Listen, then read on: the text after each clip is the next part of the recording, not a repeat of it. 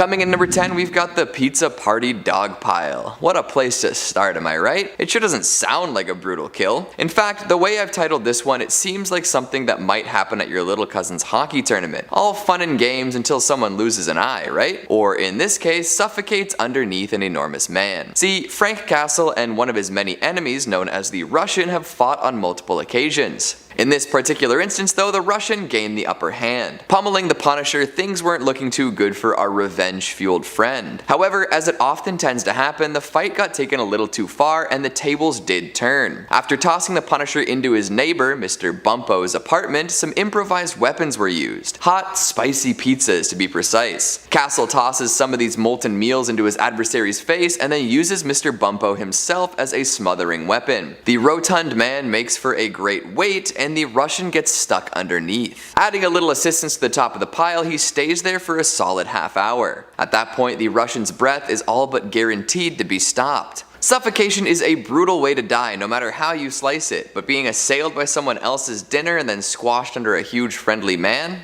That's tough. And poor Mr. Bumpo, right? Unwillingly added to the fray as a weapon against a murderous madman by a murderous madman. And to make matters worse, Castle ensures the Russian's death by decapitating him. I'm sure that's an experience Bumpo does not look back upon fondly. Coming in number 9, we've got a bad day for Wolverine. If we're being honest here, I'm not so sure what a great day for Wolverine looks like. He's haunted by his past, traumatized by the experiments performed upon him, and all around pretty grumpy and surly. So a good day might just be an extra hot dog at dinner time or maybe a smile from a person he isn't totally annoyed by. But a bad day, oh boy, this one really takes the cake. The Punisher and Wolverine are technically on the same side most of the time, right? They're fighting for the good guys. Kinda. So one wouldn't necessarily expect them to go at each other, but it did end up happening. And in this fight, Frank Castle does not hold back. Where do I even start? Wolverine's face is ripped off, exposing the bare skull underneath. Ouch. Then there's the bit where Castle takes a shotgun and blasts Wolverine's, well, bits. That can't be too pleasant either. And to seal the deal, while Wolverine is crawling along the floor, Castle revs up a steamroller and runs it right over his mangled body. That's pretty far from heroic behavior, don't you think? Coming in number 8, we've got Redhead Ransom. I guess these days the goofy kids from Riverdale have a bit of an edgier reputation thanks to whatever the hell the good folks over at the CW are doing. Things get dark out there. Hell, there have even been little horror adaptations of the Archie comics, from mythical monsters to the literal predator. But did anyone expect Archie Andrews to be held at gunpoint by the Punisher? The all-American lad with a heart of gold?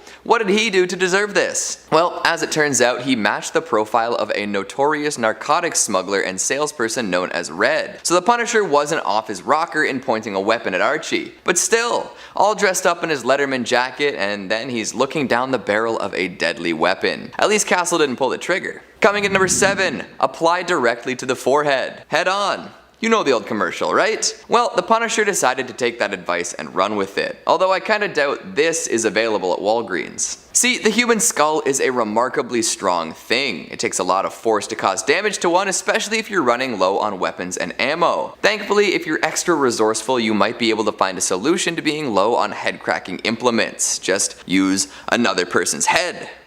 Oh wow. The Punisher just straight up double grips this one guy's head and drives it full force into another dude's dome. It's not often someone can tell you that the last thing that went through their mind was someone else's. Coming in number 6, An Empire's State of Mind. Remember that scene where Batman tosses a guy from like the second story and his victim's like, oh, you're not gonna kill me from here, and Batman's like, yeah, that's kind of the point, I want to break your legs, not your neck. Good times. The Punisher is taking no chances. Legs may be broken, but they're not gonna get up. No sir. Somehow, someway, he brought one of his many marks to the tippy top of the Empire State Building. From my experience, the security around there wouldn't let a spandex-clad man with a skull on his chest carry a bound and gagged person to the observation deck, but hey, Frank Castle does what Frank Castle wants. So after hauling this poor guy all the way up, what does he do? Do they share a moment of mutual appreciation for the New York City skyline? Do they feed quarters into one of the many pairs of tourist binoculars up there? Nah, Frank tosses the guy off the side. And in the comic, it all seems well and good, like flipping a coin off the edge, who's gonna know? The Mythbusters aren't here to confirm whether or not something falling from that height would kill someone, but we can all assume that the man falling from height perished. However, what happened to his body? Did it smash someone's car, land in a dumpster, splatter all across a busy street?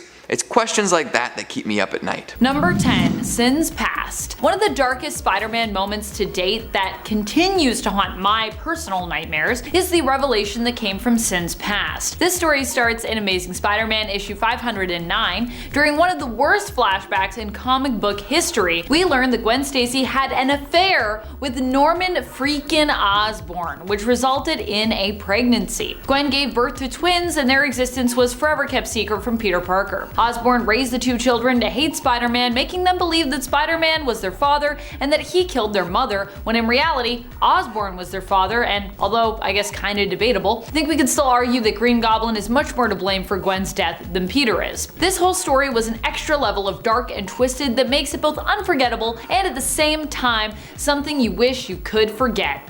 But alas. Fortunately, it was retconned during Nick Spencer's run on Spider-Man, but it still represents a super big low for me and a terrifying point in Spider-Man's history. When we thought this was true. Also, Peter's reaction.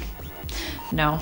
And friends, before we move on to our next spot on this list, if you love what we do here at Top 10 Nerd, be sure to show us you love us by clicking that like button. Seriously, feed the algorithm. Praise be the algorithm. Number 9. Loss of Iron Man. In the Marvel Cinematic Universe, something that hit Peter really hard was the death of Tony Stark. Initially, it had been Spider-Man himself who had perished during the snap when Thanos kills basically half the universe using the Infinity Gauntlet. Peter was part of the 50% who lost their lives and seemingly got straight up dusted. He would return when Hulk used the Infinity Stones to bring everyone back 5 years later, but Iron Man would be forced to use them one more time to eliminate the past version of Thanos and his army. As Tony Stark is ultimately just a really smart human man, using the Infinity Stones to do something so great and so extreme not only took all of his energy, draining him, but ultimately cost him his life as well, completely depleting Tony. So he's completely out of the story now, at least for now. It's comics, so still anyone could come back at any time. This gave us a heartbreaking scene between Tom Holland's Spider-Man and Robert Downey Jr.'s Iron Man, where the two heroes once more were forced to say goodbye to one another near the end of Avengers Endgame. But with their roles reversed from Avengers Infinity War. You see what they did there? With Spider-Man being forced to say goodbye to his mentor as he passed on. Number 8. One More Day. After years of history and continuity, years of hurt and trauma and love and will they won't they in terms of Peter and MJ getting together and even staying together, all of the love and turmoil between them was lost with one silly little deal that was made with Mephisto. Such a silly deal. In exchange for Aunt May's life, MJ and Peter decided to sacrifice their marriage to Mephisto, who wanted it because he basically is a weirdo who is maybe prophetically threatened by the potential offspring of Peter and MJ for some reason. Because it's been implied before that like if they basically have a child, that child can destroy Mephisto. I don't know. This story is titled One More Day, but for many MJ and Spider-Man shippers out there, it feels like it should be titled Worst Day Ever. Number 7. MJ and Peter break up. Again! As if it wasn't bad enough that MJ and Peter had their marriage erased years before, lately, in the last few years of the comics with Nick Spencer's run on Spider-Man, it seemed like we were building to have these two actually reunite. Yet shortly after they had ended up back together after years of being apart, following the complete erasure of their marriage, they were broken up again. And this happened as well after Peter was even considering popping the question to MJ. And to add insult to injury here, Peter also is greatly struggling in his personal life currently in the comics, while MJ is thriving and happy in a relationship with somebody else. I mean, hey, I'm happy for MJ, but honestly, poor Peter. It's just, why? Why can't these two be together? Just let it happen, Marvel. Just let it happen. Number 6. Creating monsters. It's hard being Spider-Man, not just in terms of all the heroics or all the people he has to save, all the responsibility he has as a hero, and even not just in terms of his own personal trauma and struggles. But one of the hardest things about being Spider-Man is the balance between the two worlds of Peter's civilian life and his heroic life as Spider-Man. It's a dangerous lifestyle being a vigilante, and either Peter Parker is often forced to lie to people in order to protect them, or to tell them the truth, but putting them potentially at great risk. That is pretty much what happened with Carly Cooper, Peter's one-time girlfriend, who all in all was quite a capable person, being a forensic specialist with the NYPD. Carly ended up being kidnapped by the Green Goblin, and after refusing to reveal what she knew about Spider-Man's true identity, was turned into a goblin herself with the Goblin Serum. She took up the name Monster for a while, and even after she was returned to her normal human self, was forced to leave New York in the end to create some some distance between her and Peter after her traumatic experience. Number 10. What if Daredevil killed the Kingpin? That's exactly what happened in issue number 2 of the 1989 series. Following the events of Born Again in this alternate reality, Matt Murdock loses his mind, driven insane as a result of being tormented by Wilson Fisk, which honestly makes sense to me. I know I would be driven insane if all of that stuff happened to me. This causes Matt to take the fight directly to Kingpin, who he simply takes out by shooting him. After this detail is exposed, everyone is basically on his trail, including Punisher and Spider-Man. When Matt goes to beg for Richard Fisk, Wilson's son's, forgiveness, even Hobgoblin gets involved in this fray. While Matt ultimately dies in the fight protecting Richard from Hobgoblin, Richard, in an unexpected twist, ends up carrying on the Daredevil legacy. Which I guess shouldn't be too unexpected if you know about, 2099, where it's kind of what happens in 2099. And friends, before we move on to our next spot on this list, if you love what we do here at Top 10 Nerd, why don't you show us you love us by clicking that subscribe button. Number 9. What if Spider-Man had joined the Fantastic Four? Now, you'd think this would actually be one of the happier what if stories, considering when Spider-Man started out, this was actually like one of his dreams to join the FF team, but he was denied it. However, in this universe, they do decide to allow Spider-Man to join them, making his dreams come true, but it actually ends up worse than if they just refused him like they did in the main continuity. I also think that this first issue of What If is pretty important as it really sets the tone for what these hypothetical comic stories could be, a look into a much darker reality where not everything goes according to plan. But we don't have to really deal with the consequences long term because, these stories are like windows into other more distant worlds, so they don't affect our main world. We can kind of just see like, I wonder what that world would be like. Terrible? Yep. In issue number 1 of the first volume of What If, Spider-Man ends up joining the Fantastic Four team, which I believe they renamed themselves to the Fantastic Five. Still has a pretty good ring to it actually. When Susan Storm actually makes the suggestion that, maybe letting him join wouldn't be such a bad idea, so Sue is actually the one that kind of gets him on the team ultimately here. But in the end, this results in her feeling often left out, shunted from this team as a result of Spider-Man's impressive presence. He just completely outdoes Sue, so she feels pretty left out. This causes her in the end to choose to remain with Namor, ultimately leaving the Fantastic Five team, something for which Spider-Man blames himself and which leaves a massive hole in the team and a massive hole in Reed's heart. Number 8. What if Spider-Man became a murderer? This is maybe the brightest of the darkest what if stories that I have on this list, but it's still really dark, so hence why it's here, especially at the start here. In issue number 72 of the 1989 What If series, we answer the question, what if Spider-Man became a murderer? Dun dun dun! With him confronting the burglar who killed his Uncle Ben and losing control of his emotions, killing said burglar in turn. This, however, eats Peter up inside, and it isn't until Dr. Kurt Connors becomes the Lizard and decides to fess up to his own actions that Peter is actually inspired and is able to confess to the murder that he was responsible for and reveal that he is the one that's Spider-Man. He does some time, but thanks to him showing remorse, he only gets 5 years, and Aunt May is still waiting for him when he gets out with his costume. It's dark, but it's also kind of cute in the end, because I think one of his biggest concerns was that Aunt May would never love him again, and she is upset, but she eventually gets over it, and she's like, well, this is still my nephew, so kinda nice. Still terrible, but kinda nice. Number 7. What if Daredevil's dad had thrown the big fight? This one actually comes to us from a comic titled What If?, starring Daredevil, the man without fear. But the question posed in the intro is, what if Daredevil's dad had thrown the big fight? Which is that's why I named the point that. It might not seem as dark as some other tales in the what if category, but the intro literally also poses the question in this issue. What if we shed a little light on the dark side of the Marvel Universe? And the story definitely delivers there, I would say. Here, Matt's dad takes the dive for his son and earns the money needed to send him to law school. Sounds pretty good. There, Matt meets Elektra. Also sounds pretty good. The two have a love affair that ends when her father is killed and they're both unable to save him together. Okay, it's starting to turn kinda dark. She leaves and Matt is then forced to deal with his own family tragedy as his father ends up in the hospital after a hit in a fight leaves him comatose. Okay, it's getting darker. Unable to afford the bills, he drops out of school and himself becomes a fighter, but when he is asked to take a dive for a paycheck, he refuses. As punishment, his father is killed, and Elektra returns to encourage Matt to seek retribution. This is where it gets pretty dark, I would say. Matt basically goes after Wilson Fisk with his intention to do it his own way. Now, he doesn't want to kill him, but he just wants to expose him for his illegal business dealings, which is a very Matt Murdock approach, I would say. In the end though, Elektra kills Fisk for Matt Matt basically during this confrontation, and Matt chooses to incriminate himself in the murder because he feels guilty about Kingpin's death. Yikes. Number 6. What if someone else besides Spider-Man had been bitten by a radioactive spider? This What If comic, issue number 7 from the original series from the 70s, actually has 3 stories in it. In one of them, Flash Thompson tries on the role of superhero, as he ends up becoming the one fatefully bitten by the radioactive spider that day in the science lab on the student field trip. And if you're wondering, well Amanda, you know, Flash Thompson actually has been a hero. I know he's been a hero in the main continuity, but I mean, in this reality he's trying on the superhero role of Spider-Man.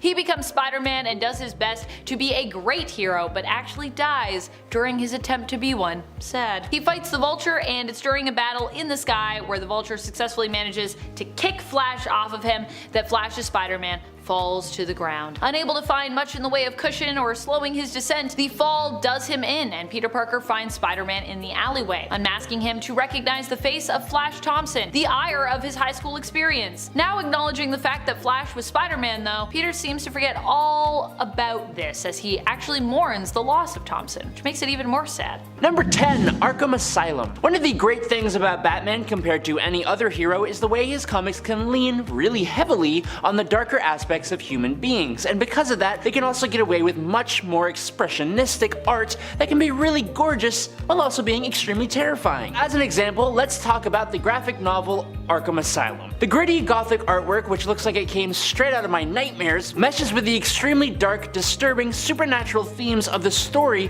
to take what is essentially just Batman going to work to secure Arkham Asylum into a brutal, mind-twisting funhouse ride. Batman takes on some of his most well-known foes here, but the fights aren't the compelling part, it's the sheer freakiness of it all. The real brutality of the story comes in its horror and the dark past of Arkham Asylum itself, which is slowly drip-fed to us as we make our way through pages and pages of the most terrifying Joker I have ever seen. It's messed up. Number 9. Face Off. Speaking of Joker, in Scott Snyder and Greg Capullo's Batman Endgame storyline, the Joker eventually kidnaps the whole Batman family and has an incredibly messed up dinner party. The Joker has Batman in a chair that, thanks to pressure plates, will trigger the passing of the whole Bat crew if he decides to get up. With each Bat family member wearing a bag over their head, Joker reveals their dinner, and it appears as though he has seemingly separated the skin from their faces and served it to them at the dinner table on ice, with all the Bat family members revealed to have bandages on their faces instead. It's honestly terrifying and super gruesome,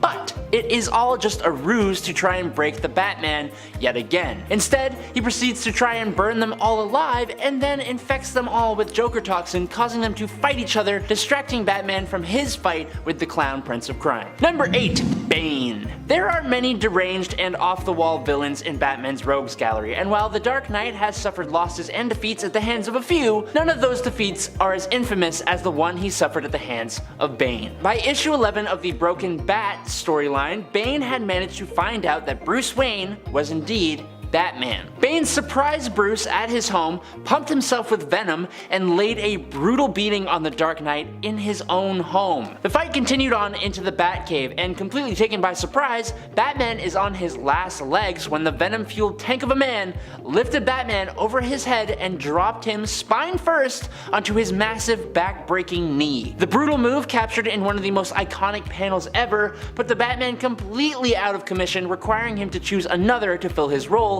as the protector of Gotham until he could make his triumphant return. Number 7. Barbara Gordon. Alan Moore and Brian Bolland's infamous 1988 Batman and Joker centered story, The Killing Joke, had Joker do something most people just didn't expect: the crippling and violation of Batgirl, otherwise known as Barbara Gordon. The events of the story would eventually spur the newly wheelchair-bound Gordon into becoming the fan favorite Oracle. It was incredibly divisive and controversial. While it won an Eisner Award at the time and was critically lauded as one of the best Batman stories ever told, it has definitely changed the tone of Batman comics with Frank Miller's 1986 The Dark Knight Returns, sending the tone even further down to the dark rabbit hole. Writer Alan Moore has reflected on the story by saying, quote, "It is far too violent," and he called the book, quote, "a regrettable misstep on my part." For Batman, any harm done to any member of the Bat family is ultimately on his shoulders, and while she does not pass away, Barbara was crippled and forever altered by the event, something that haunts Batman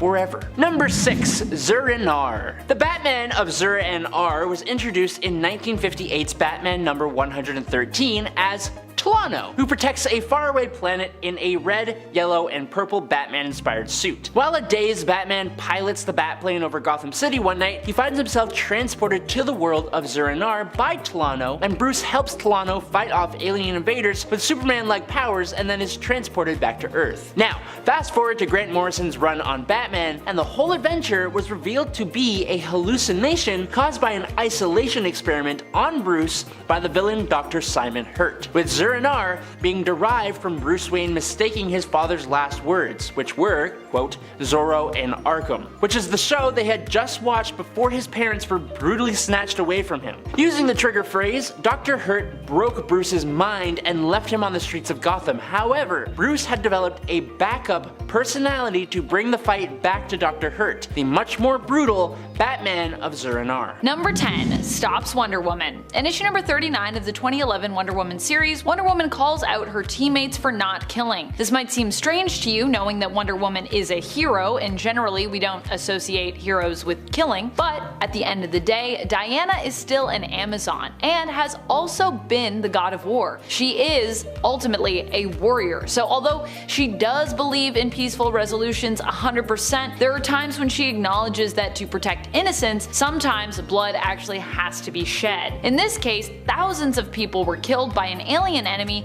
who was harvesting humans to use as a food source, and Wonder Woman almost killed him for it, until she was stopped by Superman. While Batman later also calls her out, in the moment it is Clark that stands between Diana and this dark act. Superman puts himself between Diana and their foe, asking her, "What are you doing? Have you forgotten who we are? Who you are?" And friends, before I move on to our next spot on this list, if you love what we do here at Top 10 Nerd and you want more content like this, we do have a superhero playlist that's filled with lots of other superhero content. Number 9. Jon Kent grows up. I think one of the darkest moments for fans of Superman and for Clark himself has to be when he was forced to miss out on his son's childhood. And of course, so were we. Robbed, I say. Jon Kent is the son of Superman and Lois Lane, and there was a period in the comics where he went out to space. He was basically like finding himself, learning about his powers, all that good stuff. However, while he was only gone for seemingly 3 weeks, time works differently in space, at least in this story. I feel like that's never really been a consistent thing in the comics, but here, that's a thing. For Jon, it was 7 years that had passed, with him moving from childhood towards adulthood by the time he returned to Earth, which means that Clark missed out on a lot of dad time, sadly. Number 8. Superman is defeated. Superman and Doomsday's fight in the comics would go on to become one of the most iconic in all of comic book history, thanks to it leading to the death of Doomsday and also, more importantly, the death of Superman. In this fight, Superman gives up his life to basically defeat Doomsday. This works with Doomsday perishing alongside Superman, ushering in the mourning period that would follow for Earth's greatest hero. But while some could not believe what they were reading, this shocking moment at least would not end up being quite so frighteningly permanent, with Clark Kent later being resurrected and returning. But at that time, the idea that a hero as great as Superman, who always seemingly ended up prevailing and winning against his villains, could lose and die was considered quite dark and shocking indeed, especially for such a positive hero like Superman. Number 7. Dark Multiverse Death of Superman. If you thought the death of Superman in his fight against Doomsday from the main continuity was rough, whoa, wait till you hear about the Dark Multiverse version of this story. After Superman dies at the hands of Doomsday, Lois becomes depressed and jaded, believing that the world basically failed Clark. She ends up bonding with the Eradicator, who claims it failed in its mission to resurrect the fallen Superman, and instead bonds with Lois so that she can succeed where she believes other heroes have failed, fighting on in Clark's name. However, Lois gets her whole superhero ideology a little bit twisted, and she goes too far in comparison to the hero who she's attempting to emulate here, her believed to be lost love Clark Kent, killing those who oppose her, villains and heroes alike. It turns out Superman was able to actually be resurrected, it just took longer than expected in this story. He returns but only lives long enough to express his disappointment and disgust at what Lois has become before he is taken out permanently by Cyborg Superman. Ouch. Number 6. Losing his dad. This one might make you cry, so be warned. In issue number 76 of Superman/Batman, Dick Grayson has taken up his father Bruce Wayne's role as Batman after his apparent death fighting against Darkseid. Now of course, we would later learn that Batman didn't actually die here, but at the same time everyone did think he was dead. Superman, aka Clark Kent, is dealing with his own grief at this time. He has also just lost his father, and his sense of loss comes into play when he goes to confront Dick Grayson, who has recently taken up his mentor and adoptive father's mantle of Batman. Superman confronts Dick and tells him that he has to take the Batsuit off and give it up, that he has to let Batman go. However, Dick pushes back, turning the focus of the conversation to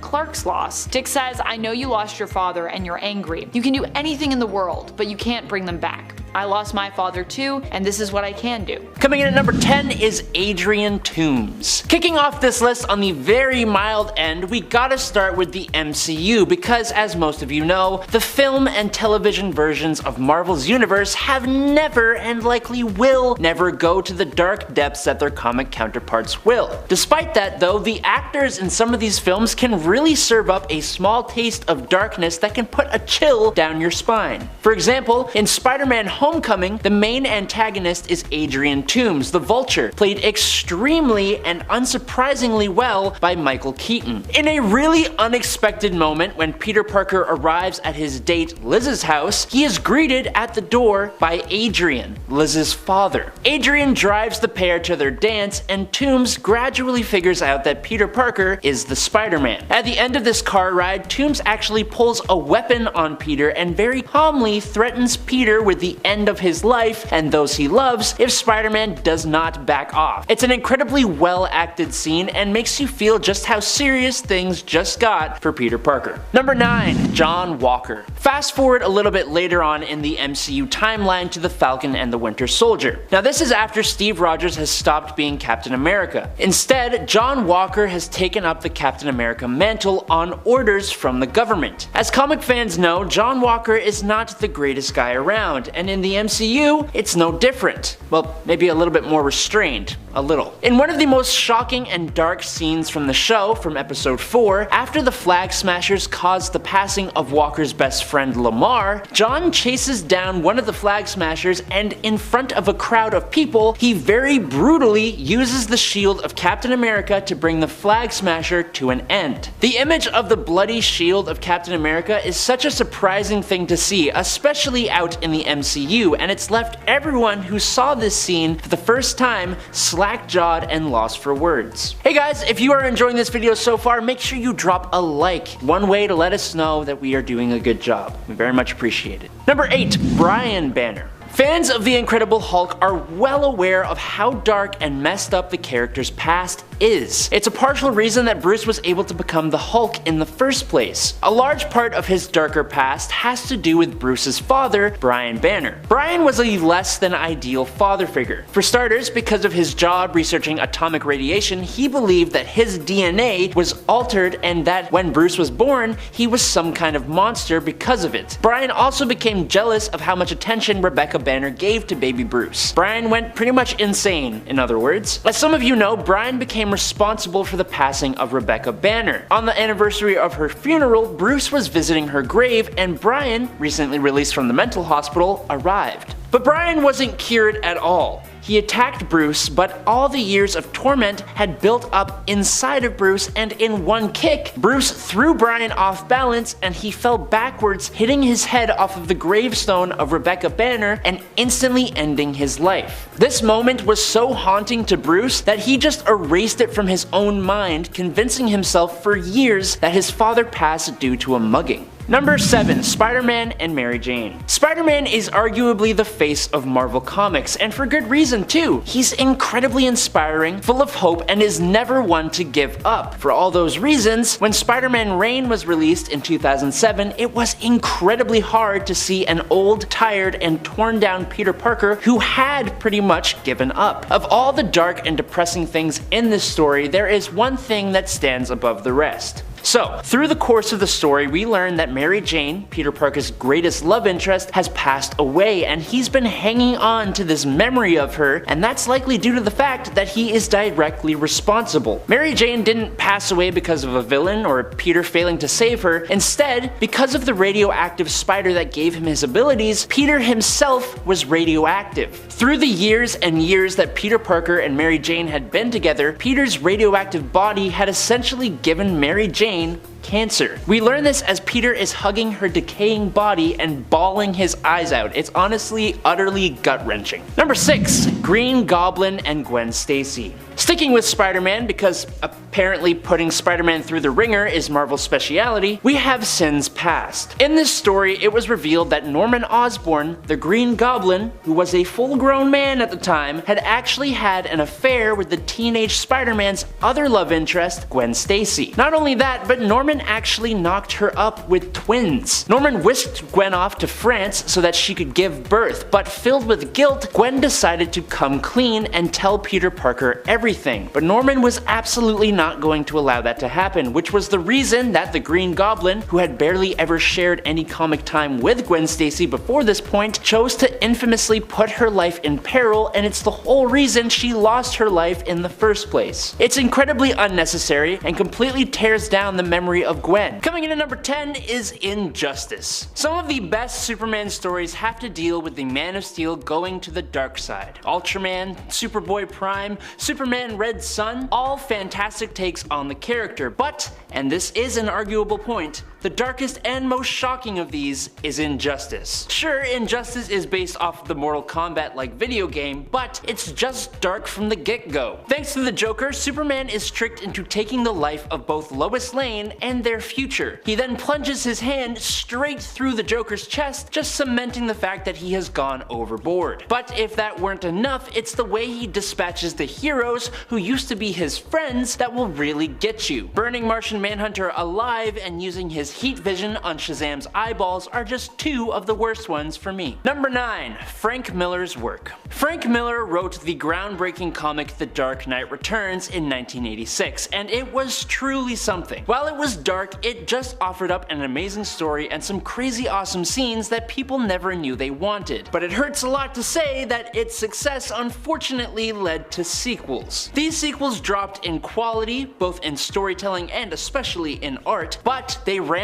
up the insanity. We had a Robin who had been completely neglected by Batman and went absolutely insane, and in another moment, Wonder Woman and Superman end countless lives while they do the deed. Now, there is nothing wrong with superheroes becoming romantically involved. It happens all the time, but to have Superman, with his strong moral code, decide that he is going to fly around, crash landing into populated areas, causing earthquakes, hurricanes, and the evacuation of Hawaii, all while wrapped up with Wonder Woman, it's just dumb and really messed up. Number 8. Superboy Prime and Mr. Mxyzptlk. I usually pounce on any opportunity to talk about Mr. Mxyzptlk, but what happened in Countdown to Final Crisis between him and Superboy Prime? It just ain't it. Honestly, a lot of this 52-issue series is extremely dark. There are lots of lost lives and destruction signifying nothing and mostly ultimately ignored by the Final Crisis. But in Countdown to Final Crisis number 23, Superboy Prime abducts the 5th dimensional imp and takes him back to the source wall. Here, Superboy Prime uses an unreasonable amount of force on Mr. Mxyzptlk to find his home. When Mr. Mxyzptlk refuses, Superboy Prime uses his laser eyes to carve the Superman symbol into the poor imp's face. If you guys are enjoying this video so far, make sure to drop a like. That's all you gotta do to show us that we don't suck. Okay. Number 7. Arsenal. Justice League Cry for Justice is an honestly fantastic story, but it does Red Arrow bad. In one moment, the super genius criminal Prometheus lands a right hook on Red Arrow that was so hard,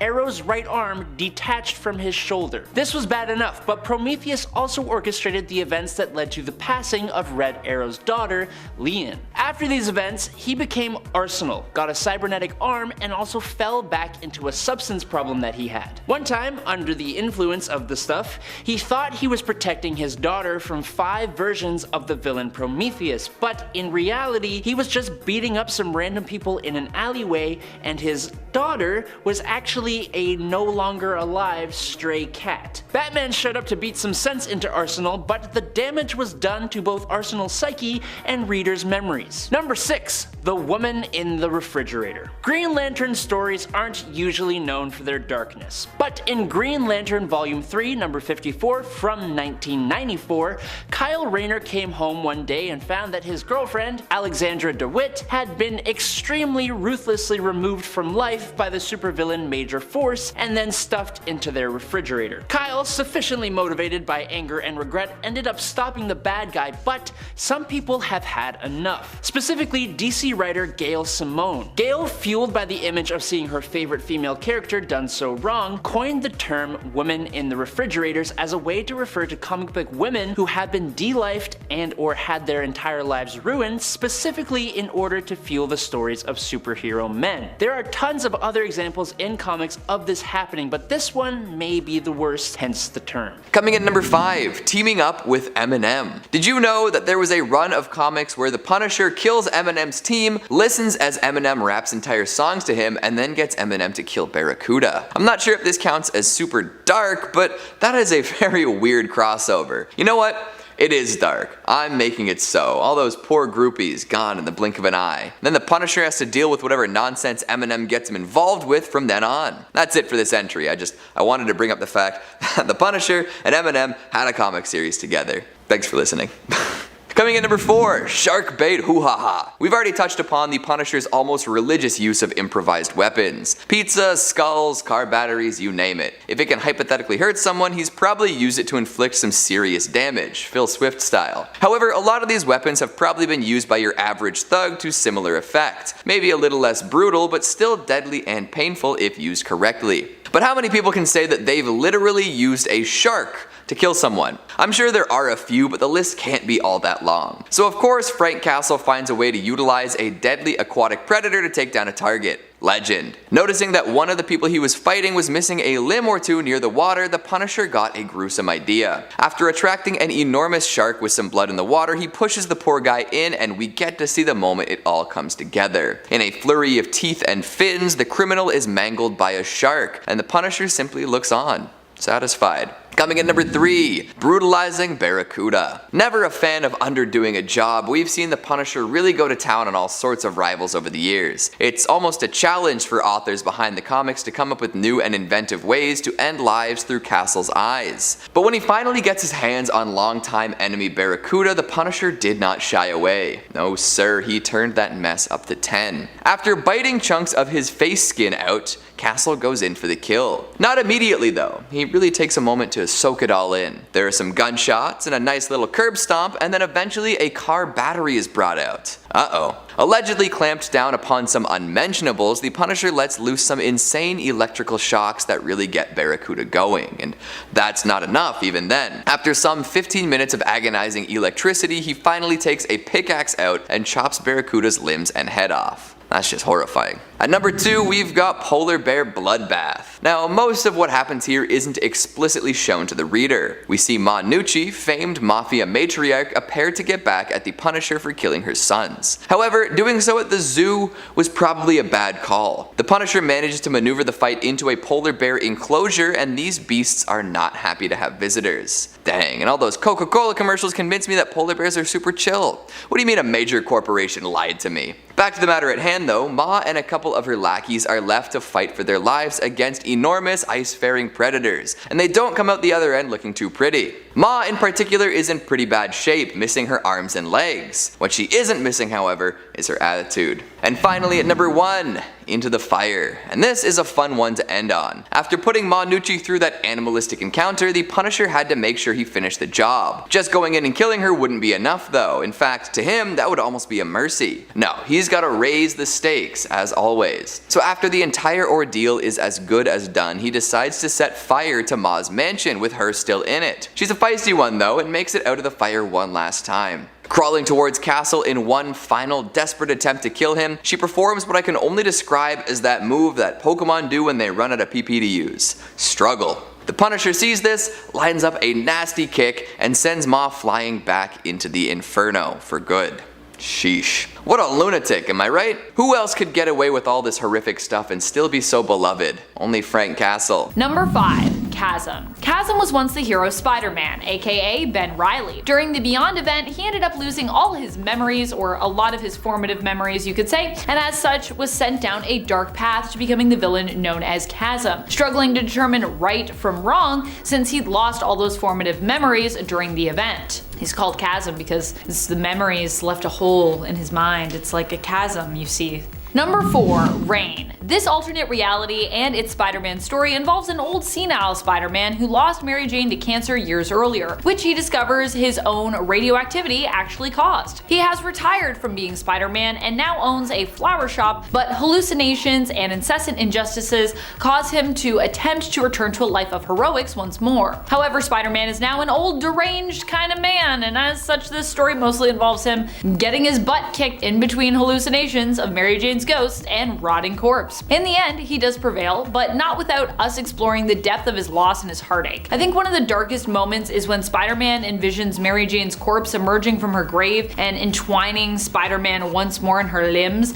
seemingly both kind of like embracing him, while also kind of like reprimanding him and accusing him of sort of causing her own death, which is kind of true. Although in the end, Mary Jane reveals even more tragically that she was always rooting for Peter, even with her dying breath, which also just makes this moment real sad. Number 3. Peter's ultimate death. While this death did not occur in the main continuity, it still represents one of the darkest moments in terms of Spider-Man's story, or at least one version of his story. We're talking about Peter's death in Into the Spider-Verse. This reality in the animated universe is still seemingly considered Earth 1610, which we know in the comics as the Ultimate Universe, though it does differ from the comic book version of Earth 1610. In this Earth 1610, Miles Morales also resides, though his Peter is somewhat different from his Ultimate comic book counterpart in terms of his story, and I would say his appearance. Peter Parker, who is blonde, dies during a fight with Kingpin here. His death is heartbreaking, not just for Miles, who now finds himself the only surviving Spider-Man in his reality, alone again after finding someone who he thought might actually be able to mentor him, but Peter's death here is also heartbreaking for his girlfriend Mary Jane, who only after his death reveals his secret identity to the world, and of course is super devastating for all of New York, and possibly I would say all of planet Earth, who knew him as their friendly neighborhood hero. Number 2. Revelations. As if MJ and Peter seemingly losing their chance at becoming a happy family wasn't enough, there was also the story and moment where we, the readers, learned the truth of what happened to Mary Jane and Peter Parker's seemingly unborn child, with it being revealed that their offspring was taken by none other than Norman Osborn for some insidious plot that, well, still has yet to be really revealed, even after like more than 20 years I believe it's been. We were led to believe the baby was spirited away by a woman working for Osborn, Allison Mongrain, and was perhaps still alive even years later. However, Norman would then go on to claim the child had been permanently eliminated on his order. Allison Mongrain slipped something into Mary Jane's food at a restaurant, causing her to go into early labor, and then disguised herself as a nurse and intercepted the newborn. Mary Jane was told her child did not make it, and this whole plot was honestly super messed up, and I still don't even really fully understand what's going on with it. This is seriously messed up even for someone as dastardly as Norman, to be honest. Number 1. On repeat. One of the darkest moments in all of Spider-Man comics doesn't even come from Peter Parker's time as Spider-Man, but instead is tied to another hero to wear the mantle, his clone, Ben Reilly. Ben Reilly at one point is caught in a loop, being killed on repeat by the Jackal as part of his wild experiments, and then brought back only to perish again. This experience would greatly affect Ben and is believed to be the catalyst for what drove him to become a villain himself initially, with him eventually becoming the new Jackal. I mean, now he's Chasm, but before he was Jackal.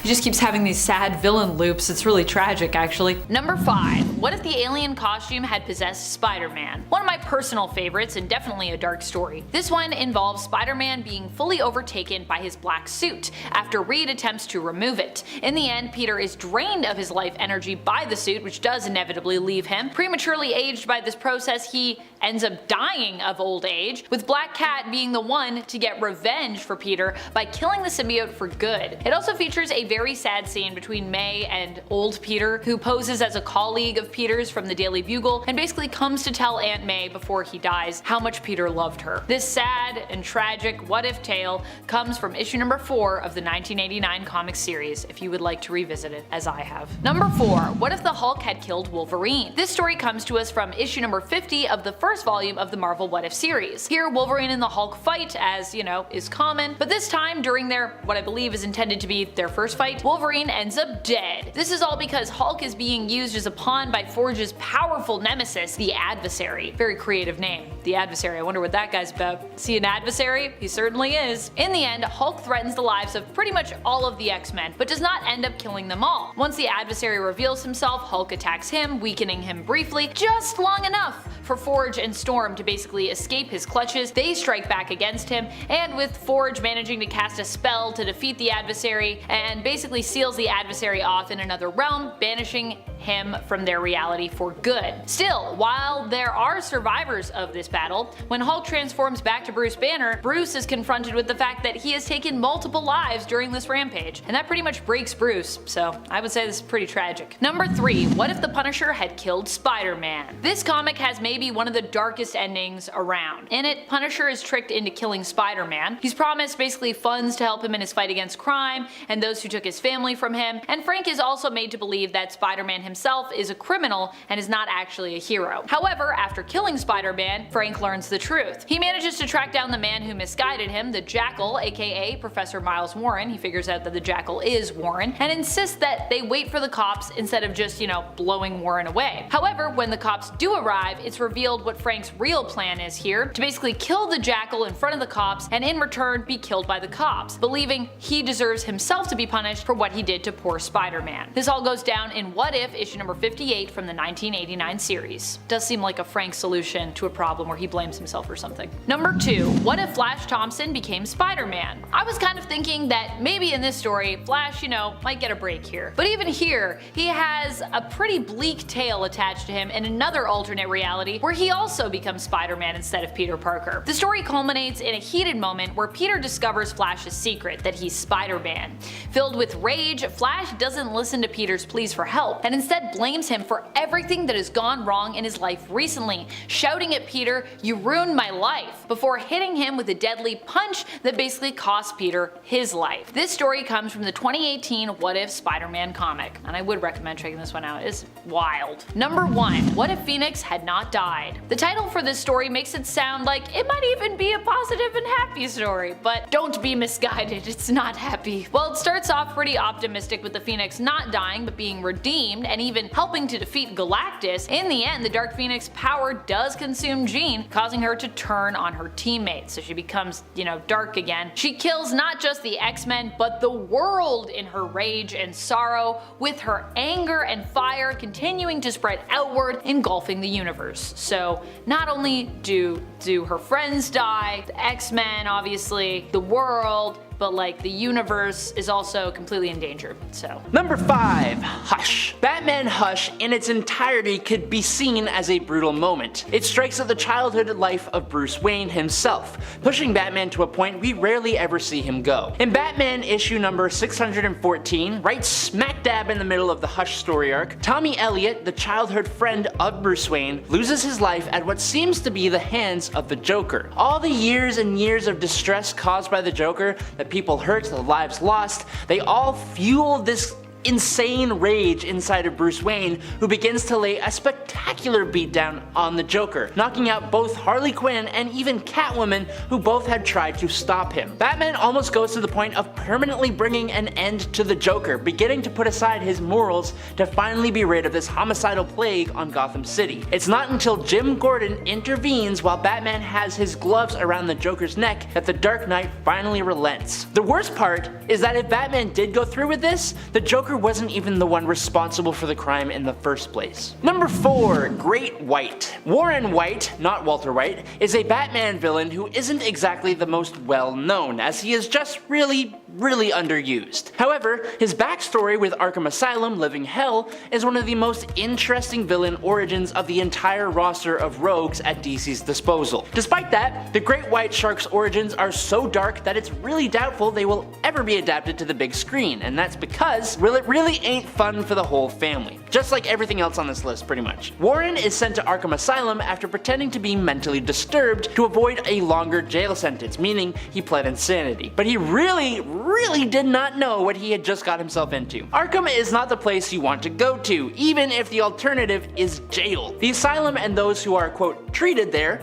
put Warren through the ringer in every single way possible. This was bad enough, but it culminates in the criminal known as Jane Doe stealing his identity and leaving him in a freezer to perish. While Warren doesn't actually succumb to being frozen, he does have a number of his extremities, including his nose, frozen to the point that they fall off. This leaves White both physically and mentally traumatized, and understandably so. That's why the Great White Shark is how he is. Number 3. Damian's demise. The revelation that Batman was a father was something Batman was not quite ready for, but his attachment to and love for his son, Damian Wayne, was strong and has only grown over time. Missing out on key moments, the young Wayne had a lot to learn and had a mindset that Batman felt it necessary to correct through love, consistency, and hard work. Damian was becoming a fantastic Robin, even if he was a little smug and quite violent at times. He grew on many fans and on Batman himself, but just as Damian's mother had brought him into the world through deceit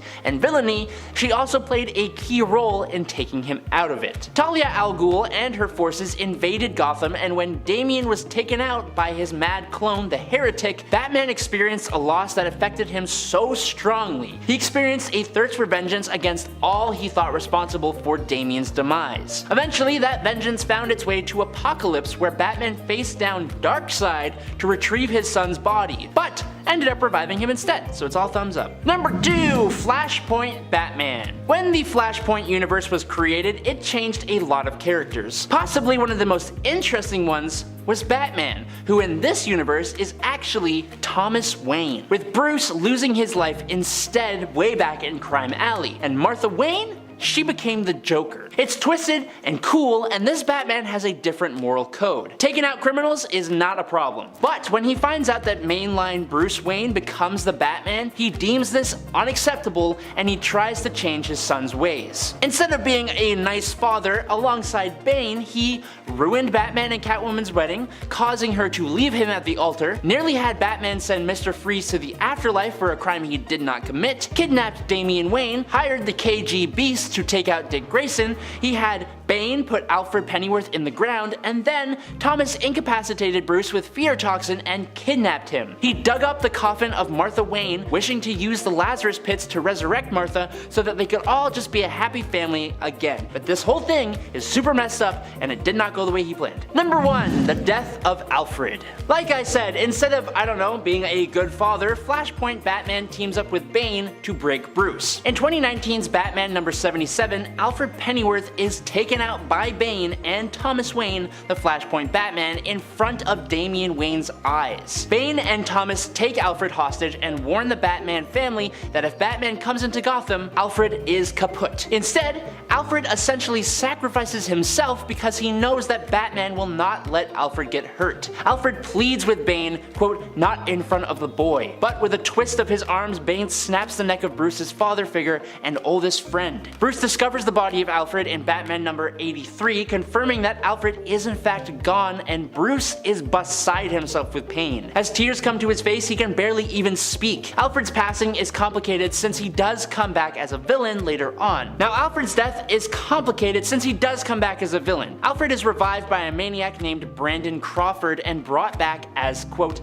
Outsider. Outsider's radiation-exposed powers include telekinesis and having a nearly impenetrable stone body. He has none of Alfred's memories or personality, and his singular goal is to destroy Batman and Robin. The realization of who this villain is just adds insult to injury for Bruce Wayne, and it's very, very bad. Number 5. Fighting against his best friend. What could be worse than having to fight your best friend to the death? This is a very real thing that Clark was confronted with in the Dark Knight universe, the alternate reality belonging to Earth 31. This reality was created by Frank Miller and first appeared in Batman The Dark Knight Returns #1. After being retired for years, Batman is forced to return when the Joker also resurfaces. However, doing so puts him in conflict with Superman, who is currently working for the president. Tasked with getting rid of Batman, the two end up in a fight to the death, with Superman seemingly winning the fight as a result of Bruce having a heart attack and dying at a moment when he actually may have been about to win. Fortunately though, Batman would not really die, but instead use the fight to basically fake his death so that he could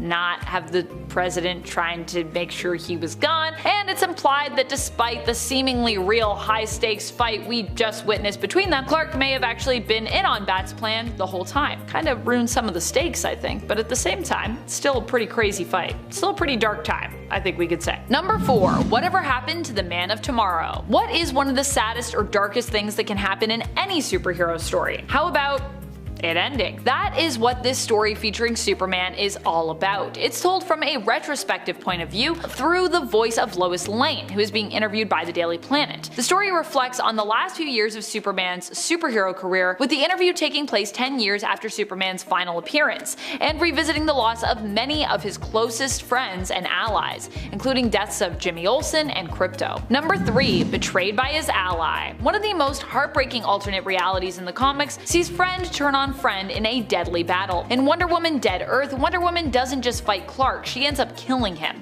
This all goes down when Man's World decides to attack Themyscira. In a single moment, Diana's entire home is wiped out. Not only does she lose all her fellow warriors and sisters, but the tragedy also costs Diana her mom, Hippolyta, who also perishes in this attack. While she is frustrated that she was not able to protect her people, Superman arrives and he attempts to console her. Instead of comforting Diana though, this just basically makes her angry, as she also blames Superman and her fellow heroes of Earth for standing by and doing nothing to protect her people and her home. Clark, however, was called to his parents' side to basically protect them at the time, which is why he wasn't there. But this excuse is not enough for Diana, who basically does not hear it at all, and decides to take out her rage on him. An epic fight ensues that destroys most of the world and leaves Superman dead. However, Wonder Woman wouldn't remember what she had done until years later. And that's also part of the heartbreaking part of this series, because when she remembers it, it's like, whoa, devastating. Number 2. Supergirl's demise. What's worse than fighting your best friend or being killed by an ally? How about losing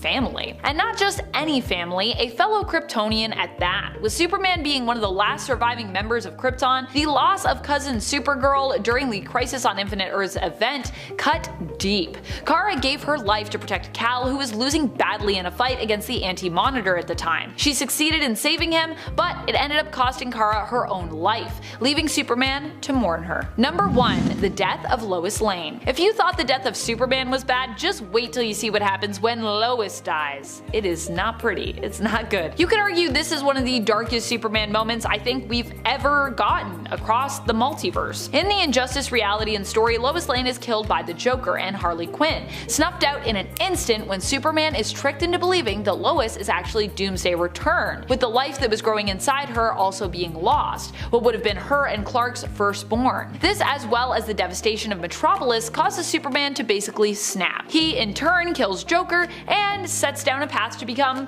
one of the greatest villains and tyrants Earth has probably ever seen. Number 5. Sentry and Ares. The Sentry is a character that deserves more light. The problem is he is kind of the most powerful superhero Marvel has. Obviously that's debatable, but this guy has the power to destroy pretty much anybody in the Marvel universe. For example, he has reassembled his own molecules and taken out the Molecule Man. But it's the fight between the Sentry and Ares, the the literal god of war in issue 2 of Siege that really left me sitting there going, did that actually just happen? Through the course of the story, Ares has been showing just how awesome he is, and he turns his sights on Norman Osborn, which unfortunately means Ares now has to face his friend, the Sentry. Sentry punches Ares halfway across Asgard, and maybe 2 or 3 punches later, he grabs both ends of the God of War and rips him completely in half. Not only did it leave everyone on the page frozen, it also left readers completely stunned. Number 4, the Hulk and Tigra. In 1995, Marvel released The Last Avengers Story, and with a title like that, from 1995, you can imagine it's not all sunshine and rainbows. Side note, the art in this comic is actually really good, which actually made it worse watching this version of the Incredible Hulk turn against his fellow Avengers, Wonder Man, Hawkeye, Mockingbird, and Tigra. Tigra against the Hulk is not a fight you would normally expect, and this Hulk tells you why, as in her attack against the Green Goliath, Hulk simply grabs her and pulls her apart just like Sentry did with Ares. Number 3, the Punisher. The Punisher could probably make up almost every single spot on this list, but that wouldn't make a very compelling collection of horrible moments, now would it? No. So, I'm going to pick just one. Punisher, being a regular guy, has to come up with some pretty inventive ways of dispatching criminals and super criminals. Usually that involves weaponry, but he's tossed a guy to a great white shark or to the wolves in a zoo, he's disintegrated the Hulk with magic, and even smothered a guy with a much larger guy. A close second is when he took down the Wolverine by parking a steamroller on top of him, but number 1 would have to be when he faced the entire Marvel Universe. In this alternate world, it's a superhero battle, not crime, that brings a close to his family. Because of that, Frank Castle took down everyone. It's the final fight with Daredevil though that really hits. It's a slogfest, and Frank doesn't realize what he's done till Matt Murdock pulls off his mask before he passes on, which prompts Frank to turn on himself, leaving us readers feeling completely distraught. Number 2, Ultimatum.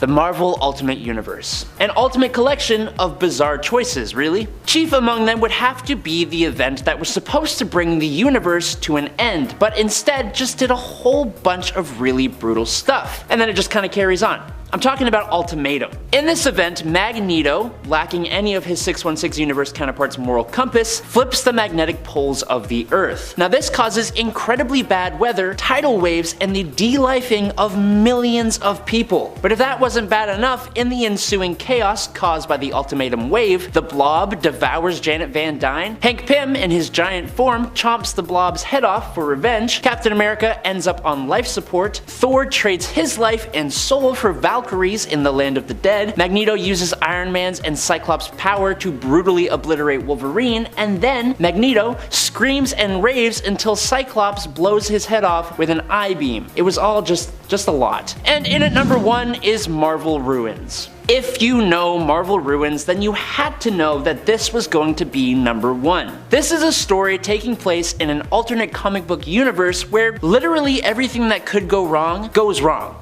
Similar to Ultimatum, it's just kind of best to list off the events rather than get specific here. The Fantastic Four's spacecraft crashes into Earth and Ben Grimm is left with survivor's guilt. The Incredible Hulk is not so incredible as the gamma radiation he experienced leaves him as a hulking mass of tumors and deformity. Thanks to the radioactive spider, Spider-Man did not gain the abilities of a spider, but instead developed an incredibly brutal mutant virus that left him with a terrible skin rash and had him captured and quarantined by the government. The Scarlet Witch betrayed the Avengers to the government, leading to the Quinjet being blown up with them all inside of it. Nick Fury was introduced to the idea of eating other people by Captain America, Silver Surfer suffocated in space, Johnny Blaze sets himself on fire as a stunt and goes out in the same stunt, and Magneto's powers go out of control in an airport. The whole story just leaves you wondering what you're supposed to do with your life now. Number 5, Fall of Hal Jordan. Sticking with Green Lantern here, written by Ron Mars, the Emerald Twilight storyline did one good thing by giving us Kyle Rayner, but it did an absolutely dastardly thing by turning Hal Jordan into one of the most evil villains we've ever seen. It starts off already on the dark side when Coast City, the home of Hal Jordan, is destroyed. In complete agony over the loss, Hal tries to use his powers to remake the city and all its inhabitants. In his madness though, he goes and takes out every single one of the Green Lanterns, stealing their rings in order to try and make the whole thing a permanent stay. day. Now if we are going to pick one moment though,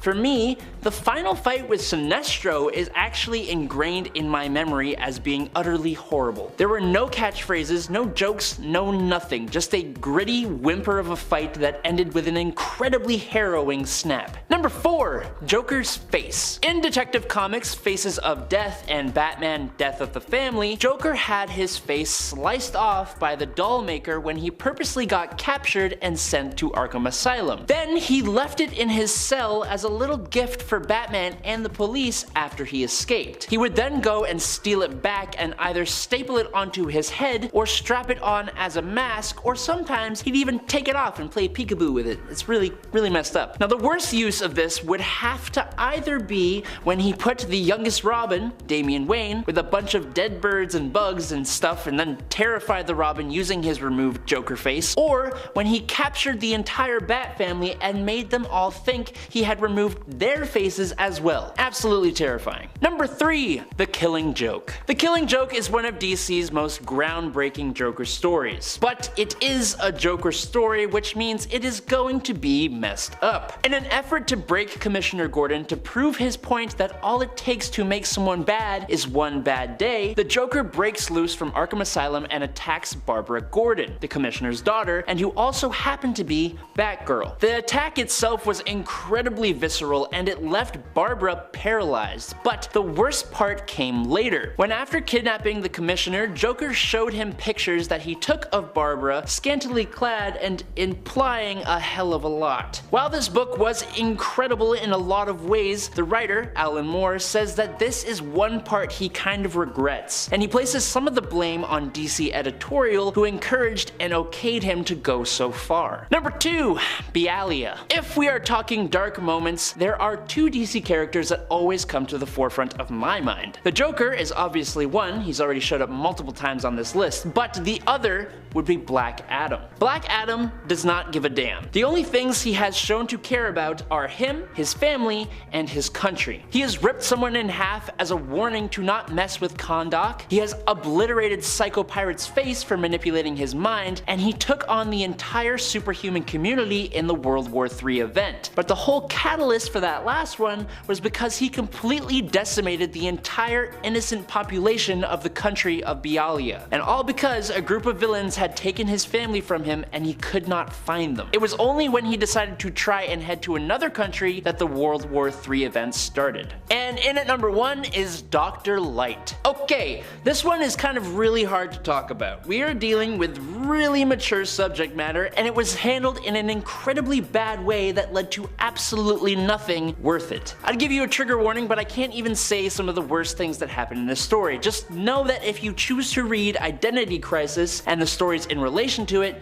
you've been warned. Sue Dibney is the wife of Ralph Dibney, the elongated man in DC Comics, and after her incredibly horrific passing, Dr. Light is accused of the crime. This is because it's revealed that Light had, to put it the only way I'm allowed to, attacked Sue in the past. The fact that he did this led the Justice League to okay Zatanna using her magic to give Light a mental lobotomy that wiped his mind and left him basically stupid. Batman discovered this, and then they did the same thing to him so that Superman would not find out. The whole thing led to nothing, and it was incredibly unnecessary.